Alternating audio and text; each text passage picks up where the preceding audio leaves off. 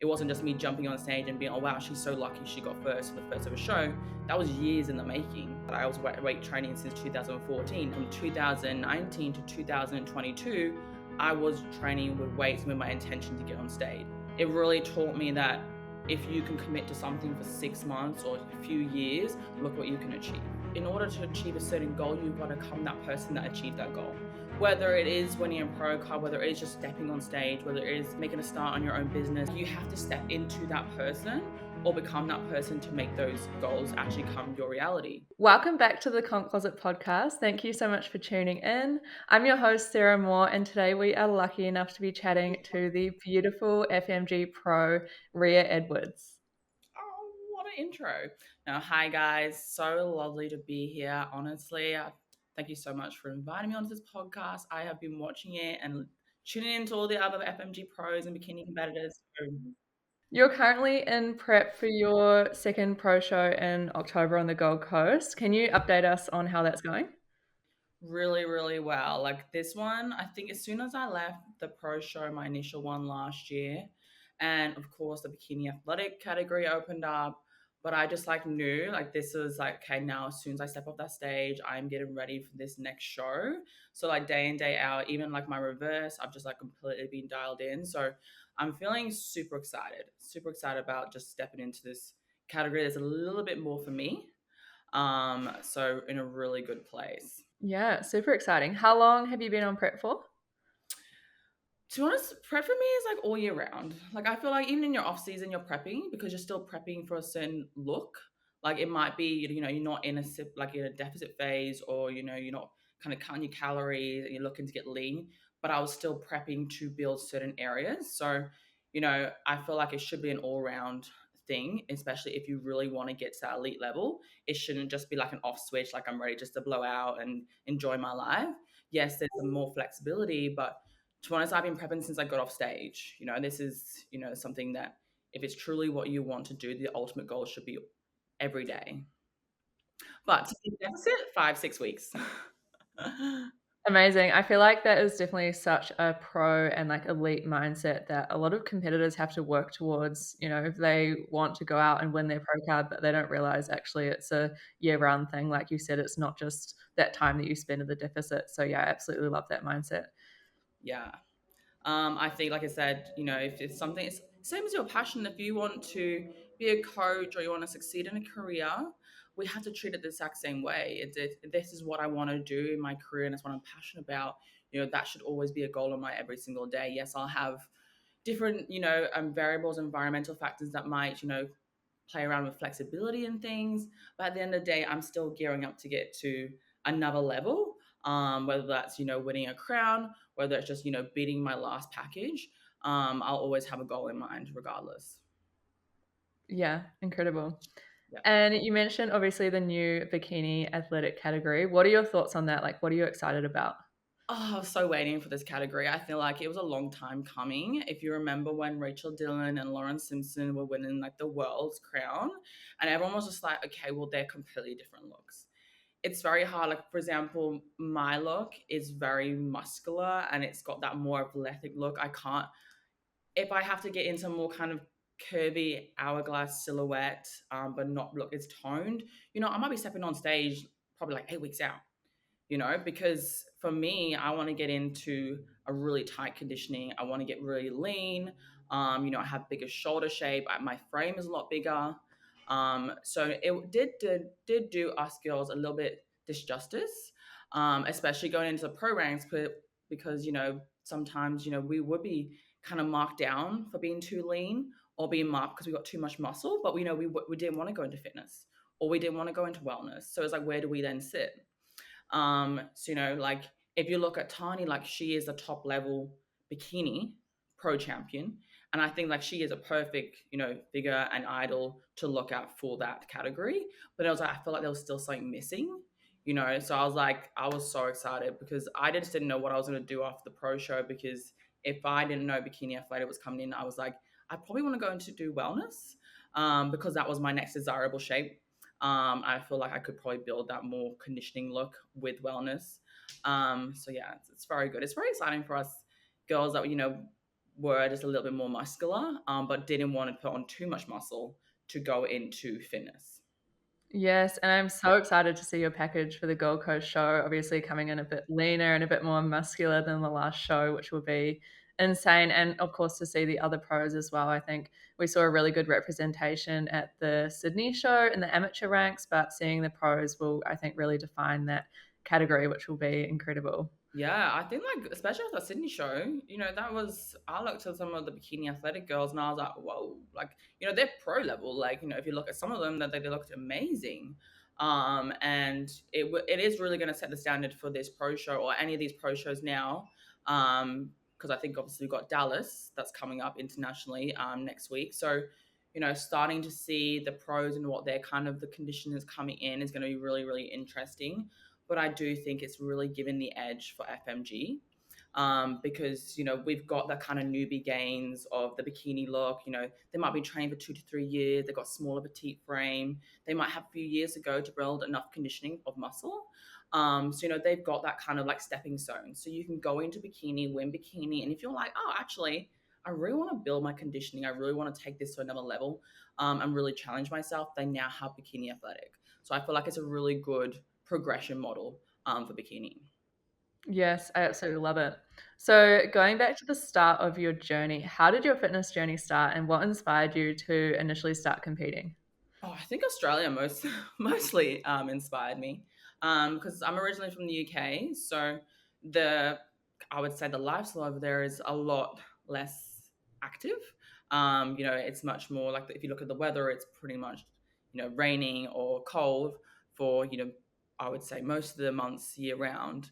But coming over here, like it was really inspiring to see a lot of just healthy looking active people. We've got the sunshine, we've got the climate to really show off what we're working for, and I feel like that really inspired me. I got into the gym in 2015. I started in working in fitness first, on reception, and I think like from there, just being around that environment, it really kind of inspired me to you know put more respect into. I'm not saying respect, I would say a little bit more kind of like how do I want to show up? What do I want to present myself? And it kind of gives you those pathways of, not just more confidence, but more confidence in other aspects of your life, whether it's business, whether it's, working in your career. Like, I honestly feel like if you feel good and you work on yourself, everything else really does level up as well. So I've really used fitness as a way to level up me, and what I do, putting more confidence, backing myself more. So, it started back in 2014, 15. Started weight training, not bodybuilding training. I would say just the typical fit girl vibe of, on lower calories, just trying to get really like slim and toned back in the day. And I think like I really did get down to a really low weight, but I wasn't until I hit clean health, which is a kind of fitness educator, but also did a lot of the in-person gym stuff where like, Lauren Simpson was trained, where Mark Carroll is from. And being around that bodybuilding vibe is when I initially started the bodybuilding structural training. And that was in 2019. And then there is when I really learned how to like eat more, not just to eat less and hopefully look like, skinny and toned. It was more like building muscle. You had to eat more. So it was a really, really great kind of pivotal moment in what I know I needed to do to build the sort of physique I want, and also understand what physique I did want. I wanted something strong. I wanted to really maximize and build nice muscle and build curves, because you don't really understand that building curves and getting that nice look actually comes from muscle. If you just strip yourself down and don't train, you're just going to be like skin and bones. You might have your normal movement muscle, like when you're walking and stuff, but to get those nice curvy legs, and you want a slimmer waist, you have to build a back, you have to build legs. You got to create that X shape yourself, and that comes from weight training. So idolizing that sort of training and moving into that, that's when initially I started wanting to prep. And then in 2019, I was going to prep for the 2019 October show, for which was formerly WBFF. But then that's when COVID hit. So COVID was a blessing in disguise, because it really gave me those 2 years ahead of training properly, and really giving a good run on my physique. and actually allowed me to build a good enough physique to come first in my first ever show. And I feel like sometimes when people say, "Oh, that's your first ever show," that must have, that was quick for you. But they don't see the years that you've worked before that. I was weight training since 2014, and then from 2019 to 2022, I was training with weights with my intention to get on stage, doing photo shoots, doing mock peak weeks. So that's really where I got that level up, and it wasn't just me jumping on stage and being, "Oh wow, she's so lucky she got first for the first ever show." That was years in the making. Um, so that's pretty much my journey. I think that must have covered it Yeah. a little bit. Insane. I think that's so important to mention as well, like the years of work that you put in before you stepped on stage and went pro in your first show. Like that's absolutely incredible to win your first show, but people don't see, like you said, all those years that you put in. They think that you were just like born with this incredible physique. So I think that is really important to mention that you do have to really work hard and build that physique.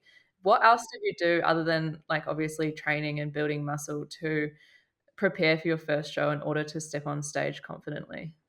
I think, and the biggest thing that sets for me and what I always preach all the time is that it doesn't matter what you do, in order to achieve a certain goal, you've got to become that person that achieved that goal. Whether it is winning a pro card, whether it is just, actually just stepping on stage, whether it is, you know, making a start on your own business, whether it is starting a podcast like for yourself, like you have to step into that person or become that person to make those goals actually come your reality. So for me, it was really just like my ultimate goal was to get on the stage, and some things I had to let go of to get there. So I had to make sacrifices. I had to say no to going out. I had to say no to maybe attending really important friendship events, because I was like, this is really not going to do me any justice to get to me to where I need to be. Whether it was like being serious with my business, whether it was making sure that I was focused, I was dialed in, those are sort of things that you build along the way. You don't just have them. You don't just, same with confidence, you don't just have confidence. You build confidence by doing things that make you more confident. So for me, it was building this person. When I got my pro card, I was ready to become a pro. So it was like, but all those things to become that person, I had to like let go of bad habits. I had to let go of certain situations. I had to let go of toxicity. I had to let go of things that would bring me down, things that maybe like would allow me to lose focus. You then got to pick and choose. Is this focus really worth, me not getting to where I need to be in 6 months' time?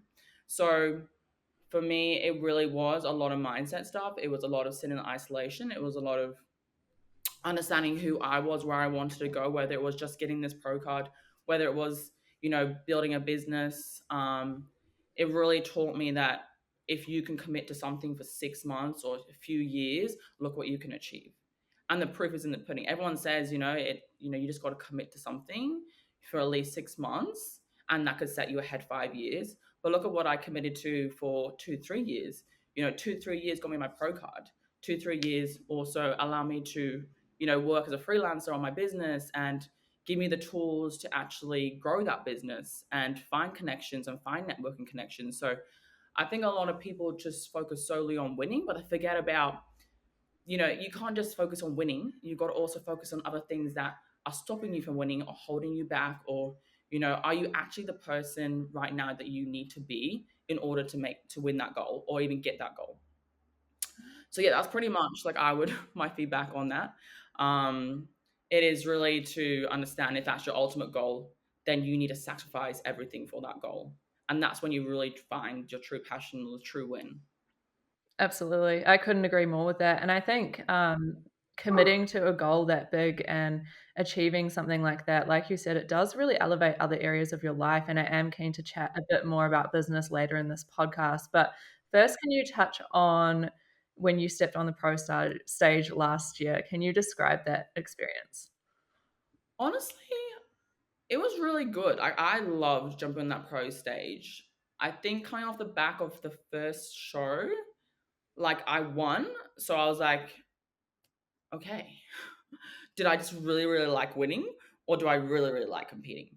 And also like I really wanted to jump on the stage again, but not have that, first time competitive, like, overwhelmed because that show I really can't remember very much. Like I just like walked out, blanked for most of it, and then I was like, did I win? I was like, what happened? So I really wanted to take this time to be present with this show because I'd already done it. So once you've done something already, you can expect a lot of things that are going to come up, whether it's going to be different respondents into your journey of your prep, whether it's, mental stuff that you've kind of overcome in the last prep, but also just being truly present. I think in your first prep, you're so like honed in on all the non-negotiables. You just like tick, tick, tick, tick, tick. It's just like every day was just a checkbox. I wasn't really sitting in and embracing the journey. Like I was just like, I gotta get a stage, gotta do this, gotta do that, gotta do this. It was like robotic. Obviously, my peak week and when I got there, I was ready early, so I did have time to relax and but I wasn't really focusing on just being in the moment. So this one was about more so about being in the moment, being present and seeing, okay, like what else can I get out of this experience that I didn't get out of it last time? The difference with the pro show, and this is what I said, someone did ask me this question on my question box last week, is that you're gonna know who you're against. Like I was very good in my first show. I just literally just didn't even know who I was against. I wouldn't go searching. I wouldn't go looking for it. I was like, all I care about is what I look like and what I'm gonna bring to the stage. So your second show, you're up against, seasoned competitors, people that have been doing this for years, people that have a lot of clout, so that is going to be there. But the biggest thing for me, I was just like, this doesn't change anything. Like, I've just got to focus on my own journey. I got to focus on what I'm bringing. And ultimately, you just need to make sure that you know that you deserve to be on that stage. I think a lot of people get a bit like sucked into the fact that, oh, you haven't been doing it for years, or I've only done a few shows. I'm up against all these incredible athletes that have been there for ages. But like, if you weren't ready to be pro, you wouldn't be on that stage. So I think that's the biggest mindset takeaway is that as long as you know that you're going against yourself and you're beating your last package and that you deserve to be on there as much as anyone else, like you should go on there and have an amazing time because I really did. Like it was very, very different because everyone is, very good. Yeah.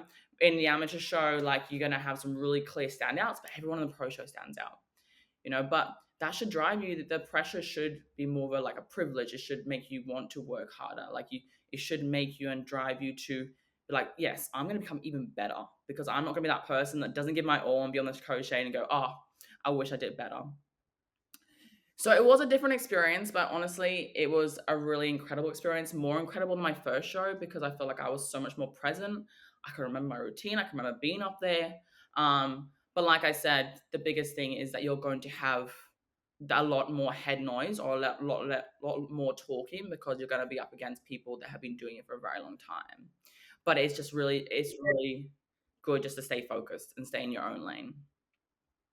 Absolutely. I can definitely agree with that. Like I'm prepping for my first pro show at the moment and obviously, it's just the next level, like who you're going to be up against. But I think, like you said, it really is a privilege and you deserve to be there. And just that drive that you have to get on the pro stage is next level. Like you obviously work hard year round, but when you're up against the best of the best, it's just like that drive every single It's day, go, go, which go. is Like there is no stop. Like, yeah. If I always say if any excuse is giving someone a level up to go ahead of you, so you just got to keep going. It doesn't matter if you're too tired. Doesn't matter if you're like, oh, it's okay. Like I'm gonna forget this workout today. Like no, there's girls that are gonna get on that stage like has not stopped until they go off their last stage and they're going to keep going. So you got to stay ahead of that. So it really does pick up the competition inside you for your own stuff, though, not against other people. Like, obviously, it is a competition. You're trying to get first, but you have no power over that. So for me, it's like the only power you have is your controllables. If you know you're doing your absolute best and bring your absolute best every day, that's all you can ever ask for. Whoever wins on the day is not up to us. It's subjective. It's up to the judges, however, whoever you're against, what they're looking for. So I just say stop worrying about the stuff you can't control and just worry about what you need to. But absolutely. exciting though And for you in your first pro show. You'll love it. yes, it is so exciting. I can't wait. What advice would you give to an aspiring pro competitor? Pro competitor.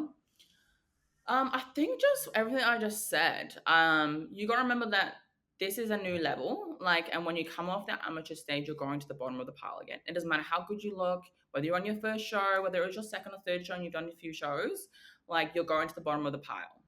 Like you have to realize that you're not all of a sudden like better than anyone else. Like you come down and you go, I don't feel like I'm gonna be exceptional until I probably win a pro show, you know?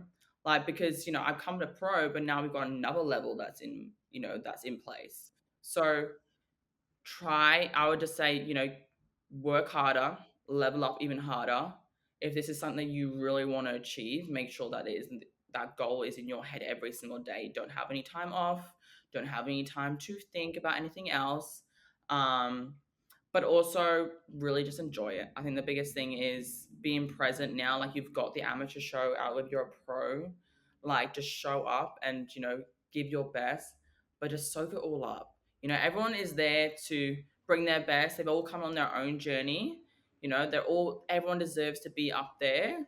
So honestly, for me, it was just like, remember, you deserve to be there. And honestly, just knowing that you can show up giving your best and you've been your last package, surely that's enough of a win anyway. Yes, amazing. And I feel like those words will be so motivational to anyone listening to this deep in those cardio sessions on prep, because a lot of competitors are listening while they're doing cardio. Yes. Oh, yeah. Keep partying, girl. Yes. Keep working hard. But yeah, like it is a mindset thing, and it 100% is. Like I did a lot of mindset work before I even got on stage, like my first show. Like got over like a lot of battles, a lot of like negativity, and the stronger you are in your mind, the stronger you are with everything. And it doesn't matter whether it's competing, whether it's in your business. Like even if you have to show up on social media, if you've got head noise being like, oh, I care about that, what that person thinks, or I care about that person doing better, like you're taking away all that focus on what you could be doing better. So yeah, that's my biggest thing is just, you know, mindset is a big thing. So always make sure that you're building upon that. Yeah, absolutely. And touching on social media as well, how important is branding for a competitive athlete? You're not going to win a show over branding. It does help bring, like, for example, okay, so I like doing, when I did my first show, I did do a lot of social media. Like I didn't have loads of following, but like I really just was proud of what I was bringing. And what that can do is you might get noticed more by the judges. It might seem that you're great for the brand. It's showing that that you might be a good pro representative when you do get your pro card. But I really like it because of the memories. Like, you got a lot to talk about. This what like the 1% of people do a competition. We're the 1% of people that really take this extreme level of discipline and lifestyle and go, I'm gonna go and do this. Sounds actually insane, but like we are 1%. It doesn't matter if you got a pro card or not. Like you've taken the initiative and you've taken, that level of discipline and commitment to go, this is what I'm gonna achieve and I don't care what I need to do to achieve it. So I think like I really like documented story. It really gives you something to talk about. I always find when like I'm in prep, I have so much more to talk about. I have more things to chat about, even though I might be tired, but I've also got like different goals. I like checking in. I feel good about myself. I look good. I might have good or bad days, but it's like you use this now to really build up their engagement, get people watching, get people inspiring. Like it's not going to help you win the show, but it also like if you've got a coaching business, it is going to help you get more eyes on you. You're always going to get higher engagement when you're prepping. Everyone knows this. Yeah, it doesn't matter whether you've got 2,000 followers or 50,000 followers. It like you get more engagement. Your story views go up. So I like to just use it more so because it does help with social media growth. It also helps people follow on a really inspiring story, but it also helps like other competitors that might want to compete. Like my biggest thing with social media, I don't like to just show up and just like give the highlights and whatever. Like if I'm gonna show up, I want to give people value, whether it's the truth, whether it's losses, whether it's highs or lows. I feel like social media sometimes is used in a bad way, but I feel like if you show up and actually inspire people and help people, I feel like, it really can be a really great platform, especially for competitors. It's such a lonely sport. And you would know this as well. Like, no one really understands what you're going through unless people have gone through it too. Like, it doesn't matter how close you are with your partner or your family, they're always just going to think you're crazy. So like having this platform where you can see other people go through it, and they might even have a day where you're having a day the same time. You're like, oh, at least I'm not the only one. So I like to do it because it just really does create a nice community. But for branding, like I said, it's always going to raise your engagement. Is always going to be up. Your views are always going to go up. So utilize it. Yeah, I absolutely love the community on social media around competing. Like, it is just growing so quickly and everyone's so positive. It's just, yeah, a really cool community to be a part of. And I feel like when you're in prep as well, you actually, while you're busier because you have all of your prep protocols, you kind of have more time at the same time to do, social media and do updates and things like that, because you're doing steps and you're doing cardio and you might be on a bike for 30 minutes. So you can, go on social media and actually engage with your followers and do updates on your prep, which is pretty cool too. Yeah, I think like, and another way it does actually build confidence with social media. Like I feel like because you're going to be looking your best. Some people are going to be looking the best they've ever looked, right? So like what happens when you feel good in the inside, you feel good on the outside, you're posting more, you want to show up more. Like doing that consistently, say you do a 6 months, like 6 months of showing up every day on socials and posting, and then seeing the praise that you get and the engagement that you get, like it really does create confidence for after. Like now you want to show up more, you want to be able to do more. You might even like do reels and stuff that you never would have done if you wasn't for prep. And then you go, oh, why can't I do this outside of prep? So it's a really good way to bring up engagement, but also bring up your confidence with socials. Yeah, for sure. So moving into business, can you tell us a bit more about your involvement with AlphaWare? Yeah, so Alphaware originally was under the parent company of Alpha Physique, so that's Rob's coaching business. But he got presented an offer from which was WFF, which is now FMG. I think it was last January to become naming rights sponsors. But because he didn't want their tight attachment to his coaching, I then come on board to then rebrand everything, create his own business, create our own company name, new collections, and pretty much I just took over the marketing, socials, everything marketing, branding, design. I took over.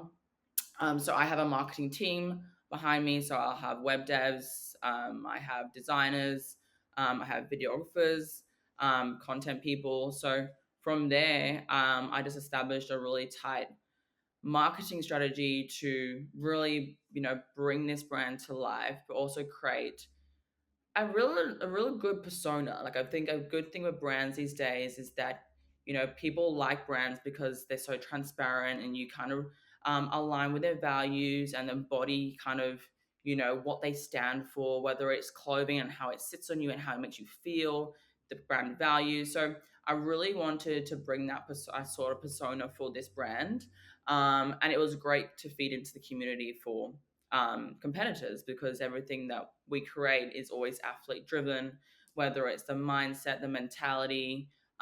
It's about people that want to train hard but also look great, and really bringing that alpha mindset into it. So pretty much the last like 18 months we've just been creating new collections, building our community, both through socials or through pop-ups. It's been a journey, and that's why like last year when I was doing my show, like it was a lot to take on, because I was just like I was doing like a show, then I was also like helping Alpha when it was like doing the first time pop-ups at the actual show. So I was in charge of it all, what it looks like, also doing photo shoots. So my involvement is very heavy. It's probably got more so now. Like I was a lot in the backseat in terms of I didn't want to put my face to the brand when I first did it, because I was kind of like, I want to see how this brand goes, build it up, and then it's only been the kind of last 6 months where Rob and I like kind of had enough time now to really put our face to it and start being like, this is we are Alpha Wear, and this is what the athletes are also that we sponsor. Every athlete we sponsor, we feel like is a great representation and embody everything Alpha is. So we're really just trying to create this community. And it's, it's a slower approach because, we could just bring out heaps and heaps of stuff and just be like, buy this, buy this, buy that. But it was like, we want to build this loyal, well, not fan base, but like community base where it's like, every time we bring something out, like they rave about it. They want it. They know what they're purchasing, when they wear it, how they're going to feel, what they embody. So like, yeah, it's been a really eye-opening process. I've never dealt with apparel before or e-commerce. I've done digital, like online and online products like ebooks and online courses, but never apparel. So it's been very good. It's been very interesting. It's always a challenge every single day. But it's come so far, and it's actually crazy how far it's come, but it's been amazing.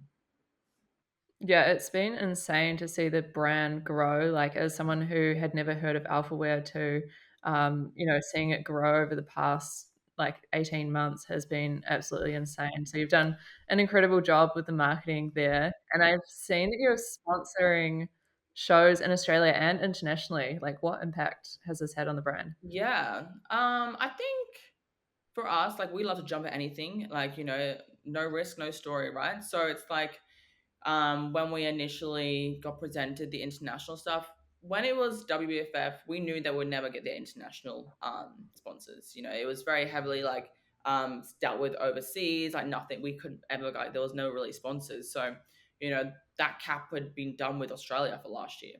And then when we got like the FMG and this new chapter, this new vision, we were presented, we pretty much had every single show ask us. And so it's been a lot, but it's also like great because it's going to give us this international footprint that sometimes brands take years to create.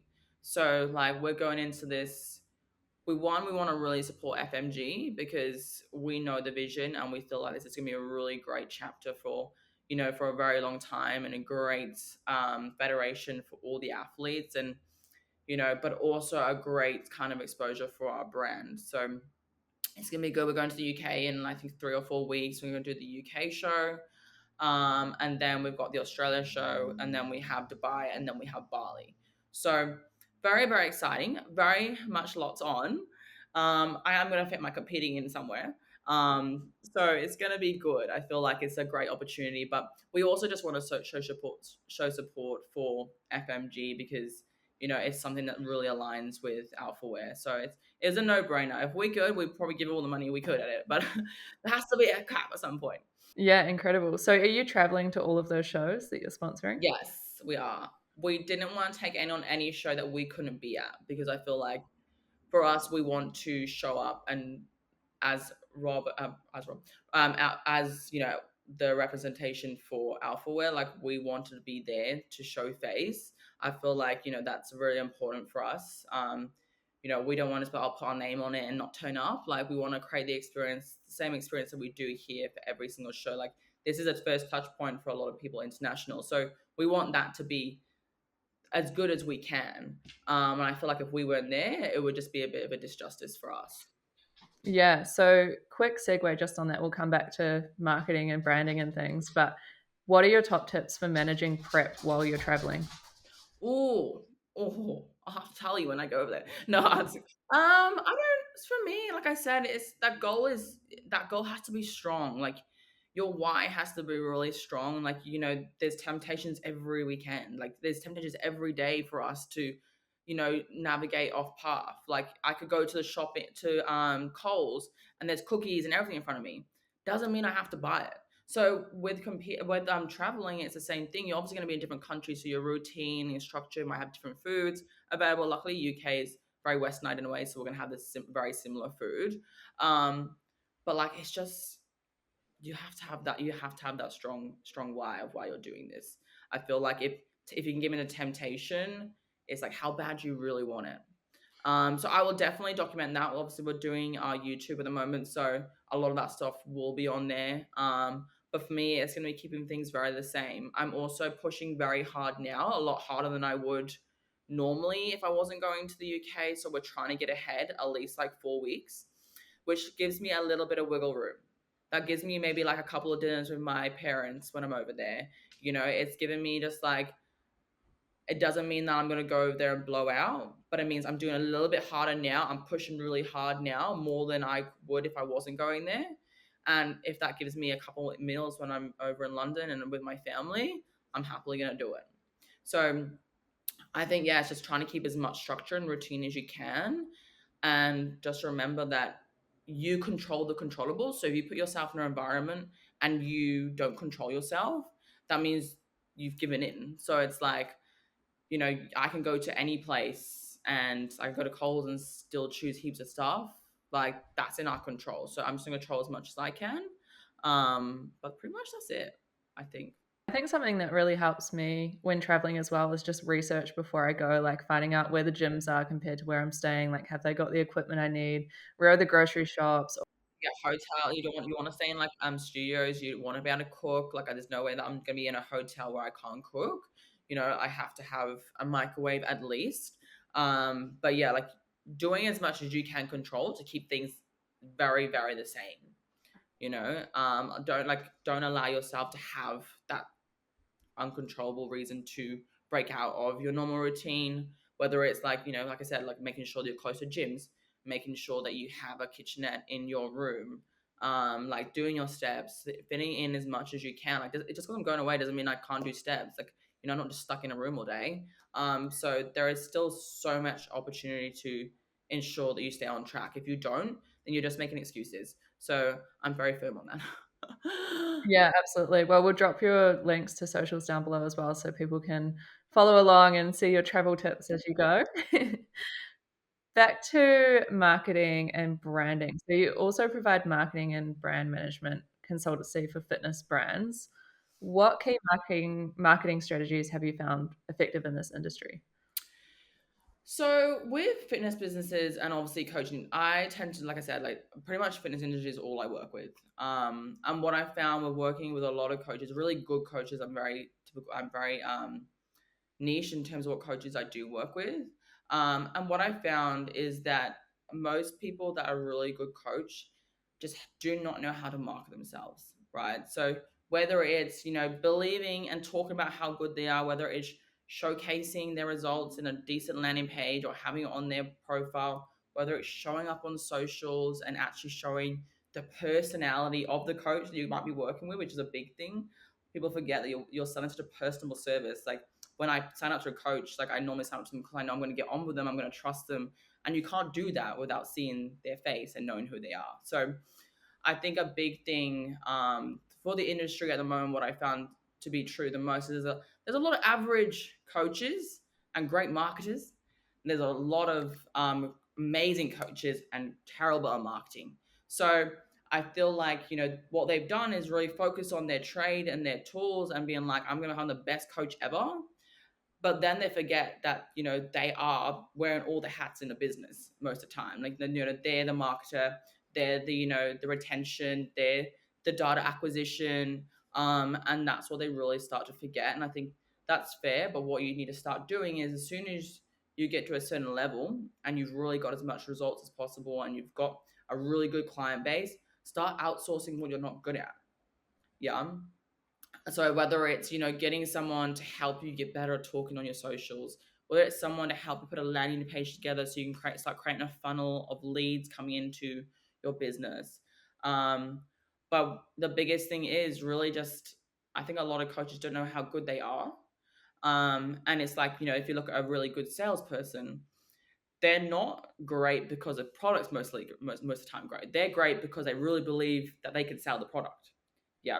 And that's what you'll find with most people. It's that, they just believe so wholeheartedly in themselves that they can create change and create a transformation that might change someone's life, that they should have every ample resource to be able to jump on socials and be able to sell the shit out of that. Yeah. So I feel like, it is a disconnect of sometimes, like, it might be just old style coaches that have now realized they have to come online to make more money, or they have the opportunity to go online now, but then they have no idea how to sell online, how to like build their business online, because they've just been so used to in-person tools and techniques, that they've just never just like stepped into the market. Or you just got like online coaches that, they just haven't done the time. They haven't done that time in person. They haven't built up their experience. They haven't built up enough results, and they just hope that they're going to go on socials and just put out some education posts and say, this is how you eat, or here's your 5 tips to eating healthy, and hopefully going to build a business.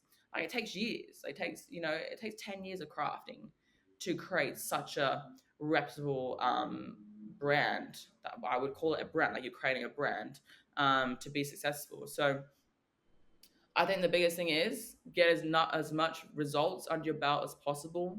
Keep investing into into yourself, where it's learning. Make sure you do it in person.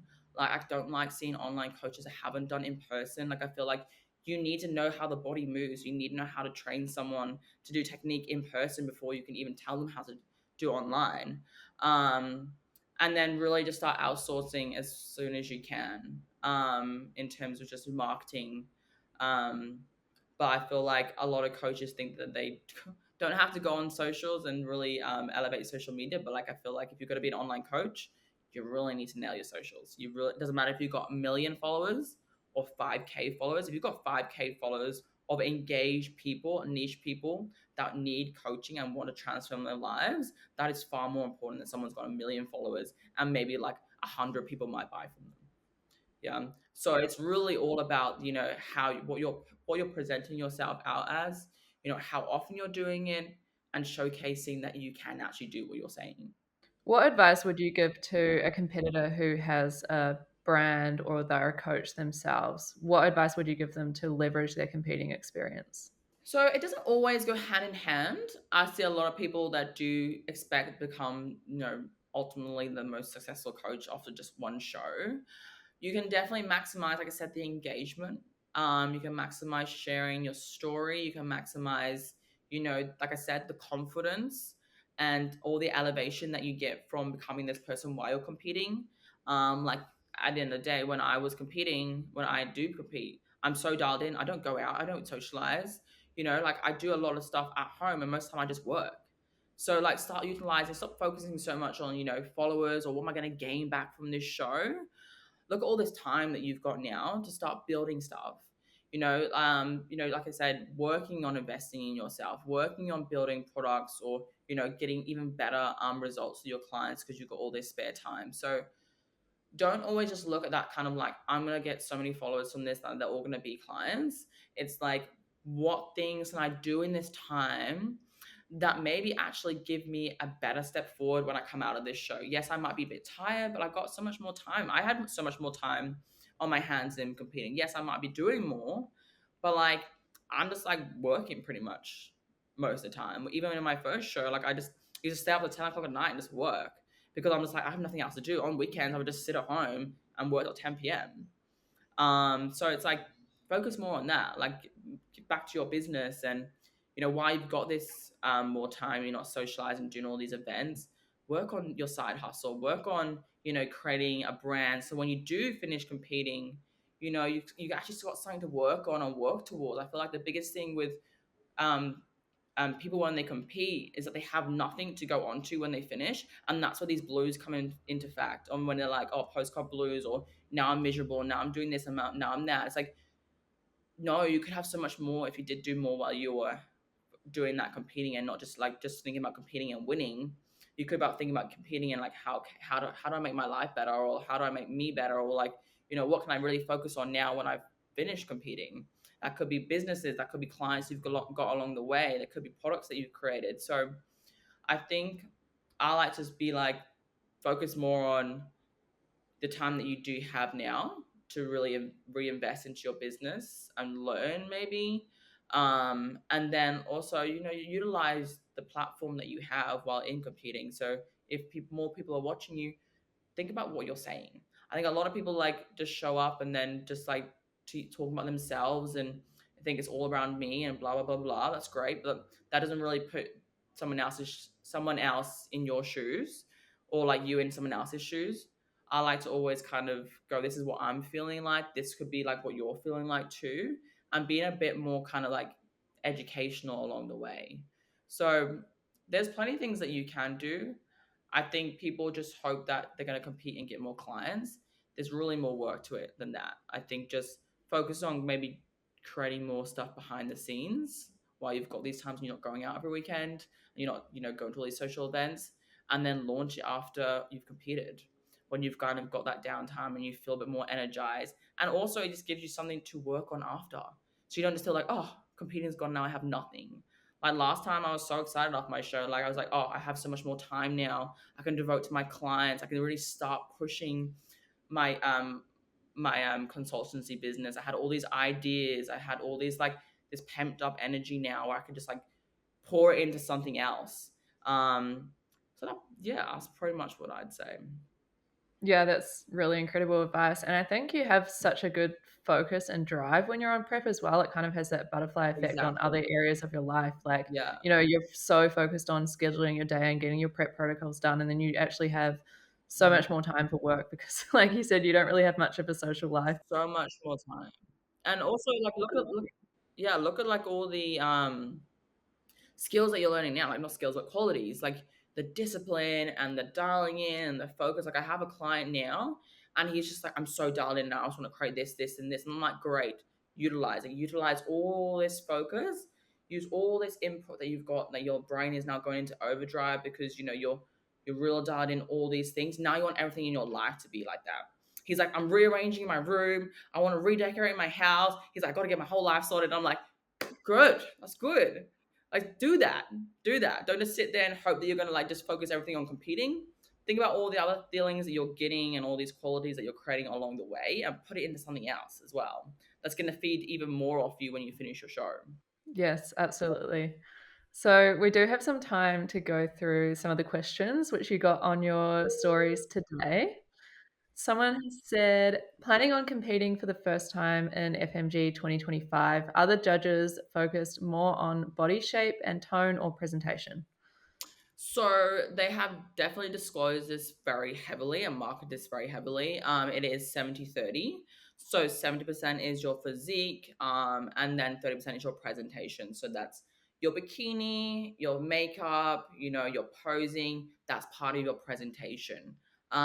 It is a very still heavily focused on physique. But remember, like if you're one mark down from first or second, your presentation you can complete that mark. So it's still really important, but 70% is still physique. Obviously, yeah, all of it's, as you said, super important. But I think I did notice that watching the past shows is they're definitely rewarding the physique. And I think that comes into posing as well. For anyone who watched the workshop that FMG recently did, they are wanting people to really nail those poses that really bring out your physique rather than doing, spins and crazy arms and things. Yes. Thank God, because I'm not a dancer. Like I'm someone that was going Yeah. down the dance route, and I was like, guys, I was like, because I'm very much bodybuilding, and I've had to learn really hard to be more kind of fluid and have good coordination. So it doesn't come natural to a lot of people. But I do like the fact that it is going to be down to your physique ultimately. Obviously, if they're spitting hairs, they're gonna start going, this bikini looks nicer, your skin tone looks nicer. She brought her best presentation here. But also remember, posing is really important when it's bringing your best shape. So like remember posing itself, like if you've got a girl that can push into her glutes more or kind of engages her core more, that's going to shine and represent her physique in the best way over someone that might not have done that sort of stuff. So remember, posing can be really good, just highlighting your physique in the best possible way. Yes, 100%. Second question, Mm. why did you choose to compete in FMG over any other federation? So originally when I went to WBFF, now FMG, mine was all about the individuality of it. Like I don't like the kind of everyone has to do the same poses or the routine. Like I like the expression and you can show up on day in the color bikini that you want to wear, the makeup that you want to do, your hair, your posing. Like I really did like that freestyle vibe, because you know I really want to showcase who I am as a person. I'm not just my physique, I'm more than that. Whether it's me showing that I'm bubbly, or me showing that I've got boldness or sharpness to me. Like I wanted to be able to create all of that with everything. I do think like it's an expression of who you are. And it really does make you feel good. Like I feel like when you know that you've chosen every detail of your bikini and you've got like your heels and your hair, your makeup, like you're like, this is me. Like this is I want to make sure when I'm on that stage, that everything I've created is what I want to show the judges and what I want to present to everyone watching. So I think that was my biggest thing. And also the community was huge. I love the workshops they did. And even more so now, like the vision itself for athletes, it creates a really nice culture. And you don't feel so like alone. And I feel like that makes it nicer for a lot of athletes because you don't feel like, you're in competition with everyone, or everyone's just like in an awkward place. They don't really want to talk to each other, or like when you're actually backstage, the atmosphere is so amazing. And even on stage, like everyone's just truly happy for each other.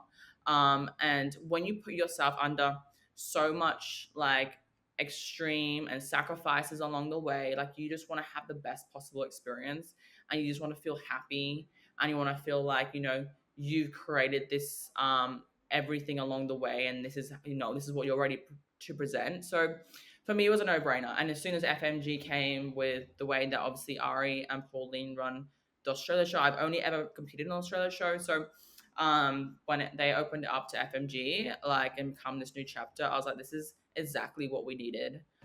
So if you like the expression and you like the individuality and the glam and the glitz, like it's definitely great. Like you get all the obviously the media nights and photo shoots. Like it's not just like one day, like you get the whole lead up to it. It's pretty awesome. Yeah, it really is an incredible experience. Yeah. Next question. Is there anything you would have changed in your journey with competing? No, I don't think so. I never have regrets because I feel like, that's what's led me to where I am now. Like, you're always going to take wrong turns. You're always going to have high days and low days. But I feel like those wrong turns give you a lot of lessons. And I feel like if you don't take any wrong turns, then what are you actually learning? So I don't believe I would have changed anything. I feel like I've done everything that I should have done. And if I didn't do it, I've definitely learned from it, and I'm happy to be where I am today. So, no, not really. Amazing. And where do you get design concepts for your bikinis? I always find it so hard. So I'm in marketing, so I like creativity anyway. So I like designing. For me, I go on Pinterest. I normally like type in like, is it Brazilian Carnival? I think it's a Brazilian Carnival, and they have all like the spectacular themes, and I just take little designs from that. For colors, I always choose my favorite colors that I like to wear because that's always what's gonna make you look the nicest. Like if I wore a color I never wore like out, or I'd never just wear in my day to day life, like it would just look so random to me. And then just utilizing shapes. So like if you're trying to hide your shoulders, I would have more kind of a straight up bra, or if you're trying to like accentuate your shoulders, normally like halters or bandeau kind of style ones will really accentuate shoulders. So always really trying to look at shapes that are going to give your shape the best light. And I like to just choose colors that look great on me and my complexion. So always go for what you know. And then if you ever need help, always kind of just ask, your bikini designer, and they'll be able to give you as much feedback and help as possible. Amazing. And speaking of bikini colors, someone has Mm. asked, can you give us hints for your next bikini color? No, I can't. I actually can't. Only because like I feel like it's just like one of those things that kind of adds to the suspension of everything. You kind of like, do I want to share it? But then it also won't be a surprise. But no, I can't give any details. I feel like if I give any details, I know I'd probably give away most of it. So I'm just gonna keep that under wraps until show day. Yeah, fair enough. I feel like the hardest part is like when you have your heels decorated or the color of your Yeah, heels and you're posing and trying to hide that in like your posing videos. yeah. I normally used to have like silver or gold ones, and then no one would know because then obviously you're trying to like Yeah. match a color to it. But these ones are gonna be the color of my bikini, so now I'm actually not gonna wear them. So I'm just gonna have to hope for the best that they work on stage. Well, everyone will have to stay tuned for that. Yes. And last question, what do you do to help with the nerves when stepping on stage? Mm. So I feel like I don't know if it's the same with you, but I feel like you feel like you're going to be nervous on the day, but then so much is happening when you're actually on the day. Like you're so worried about so many things. Like you're just like eating and then food and then backstage. Like it goes so quick. I don't feel like I did anything prior to my first two shows to help with the nerves. I feel like the biggest thing for me, I even on my first show, like I had a fingernail that fell off, like my whole nail fell off. I was like pulling my pants, it fell off as soon as I was about to go on, and I was running around the back, and I was like, someone needs to fix my nail. And then everyone was like, oh, we don't have anything to fix your nail. And I was like, okay. So I was like, oh, no. And I was like, hopefully no one sees the nail. But I think in the end, I was like, it's fine. I've worked so hard to be here right now. Like, I'm not gonna let anything ruin this moment. So I feel like just giving a little self a pep talk. I like to kind of just like shake things off, like just really kind of practice my posing and my flow backstage. Keep myself in a really like kind of calm situation. Because I feel like when things are too busy and there's so much going on, like that kind of creates that energy of jitteriness of like just make sure that you're with a person or with someone that's kind of keeping you on that nice level head and it's just nice and relaxing. And then you're never gonna know how you're gonna feel on stage until you first step out. Like I could tell you a million things to do, but the feeling of stepping on stage is so different for everyone. Like as soon as I stepped on stage, I thought it was fine, but I feel like I just did not feel my legs the whole time until I went into comparisons. Like I can't even remember doing I completely blacked out. Like I don't even know what routine I did at that point in time. I was like, I'm gonna keep going, keep going. Because you think everything's fine, you start walking, and then you're like, oh, it's actually here.